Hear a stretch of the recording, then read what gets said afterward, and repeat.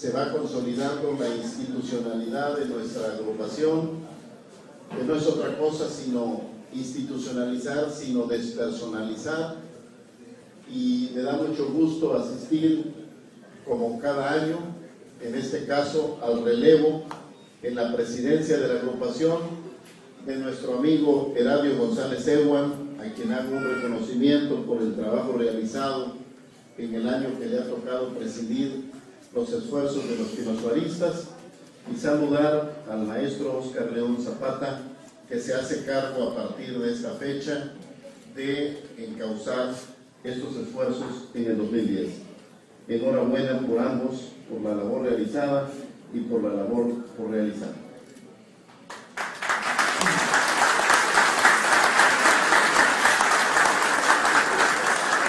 Hago referencia que nos encontramos en un local facilitado por las familiares de un distinguido pinosuarista que se ausentó entre nosotros el año pasado, el ingeniero Diógenes Peraza. Le agradecemos a sus familiares que nos hayan facilitado este espacio para la asamblea. 2010 es un año emblemático para los mexicanos y para América Latina en general.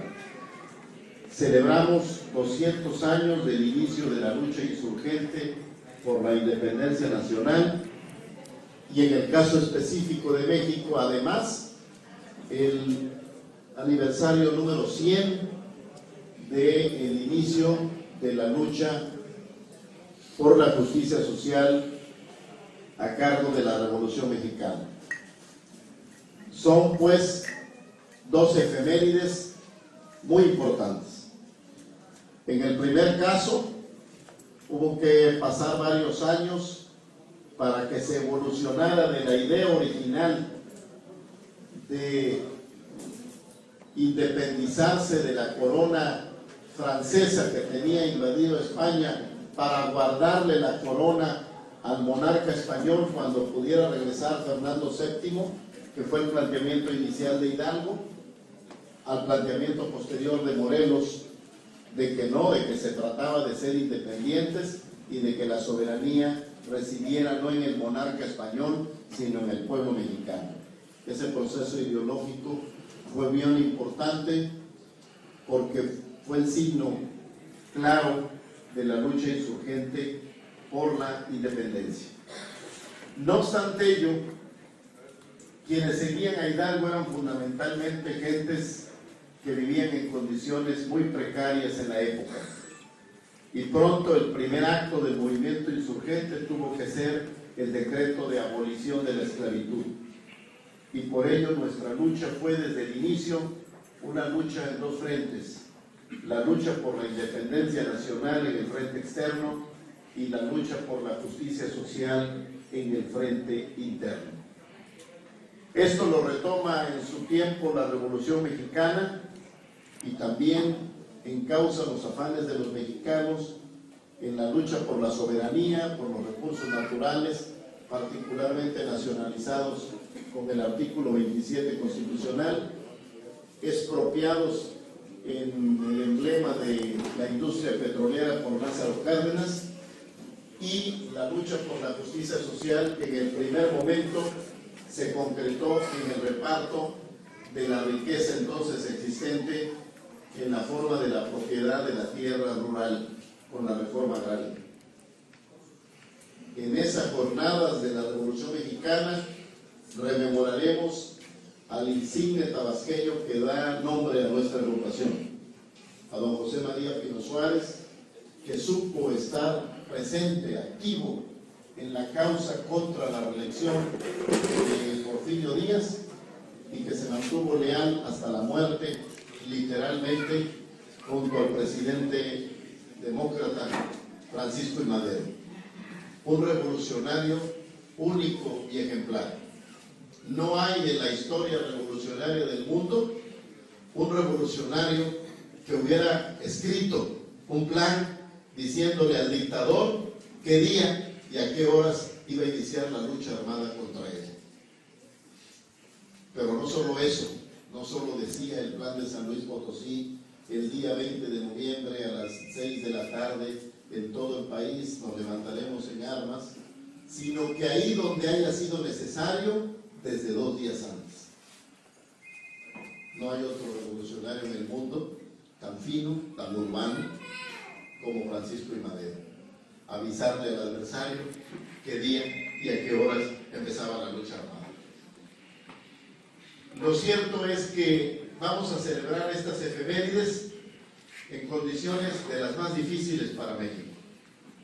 Personalmente, cuando hago referencia a mi propia biografía política y presencia en la vida pública de México, yo no recuerdo otro momento tan difícil de lo que me ha tocado vivir, y seguramente a la gran mayoría de los que estamos aquí, como estos tiempos que vive México.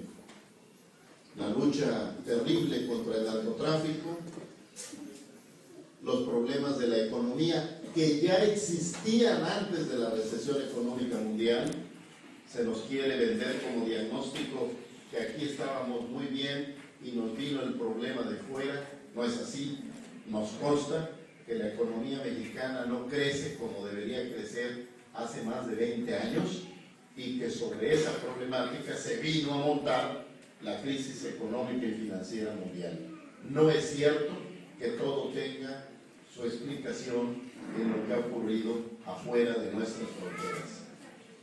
Y además, la crisis de influenza, los severos problemas de corrupción y el estancamiento político a que se ha llevado el país van configurando una realidad que cada vez va quedando más clara, más evidente ante los mexicanos, cuando ha habido un mexicano de Tabasco que se ha encargado con oportunidad de señalar esa realidad, y que lamentablemente los hechos han acreditado que sus planteamientos y su diagnóstico de la realidad mexicana son ciertos.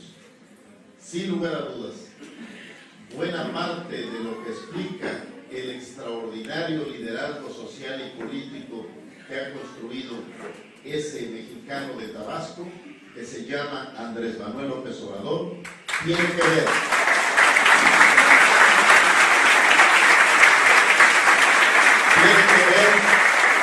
con la certeza del diagnóstico sobre la realidad de México. Día a día los hechos prueban que es cierto lo que nos ha venido diciendo Andrés Manuel, por lo menos a nivel nacional, desde su campaña electoral de 2006. Y qué grave que así sea, porque el país parece desembocar, después de años de afanes de reformas y de modificaciones en el orden político y en el orden económico, a un puerto de llegada que no era el previsto inicialmente. Hay que decir, como decía Gómez Morín, que no debía haber ilusos para que no hubiera desilusionados. De ninguna manera me considero un iluso en las reformas políticas que me ha tocado participar para México. Y de ninguna manera me considero desilusionado. Pero es evidente que la democracia que queríamos no era la que se concreta en la compra del voto. El poder que le queríamos quitar en el México de un solo hombre, como ha dicho González Pedrero al biografiar a Antonio López de Santana, ese poder que le queríamos quitar al presidente, que era omnímodo y que en buena medida se lo quitamos, no lo queríamos para dárselo al Bester Gordillo y al sindicato de maestros. No lo queríamos para dárselo a gobernadores que utilizaran los presupuestos públicos en los programas sociales para comprar el voto. Esa no es la democracia por la que hemos luchado muchos auténticos demócratas. Pero el hecho de que las cosas hayan llegado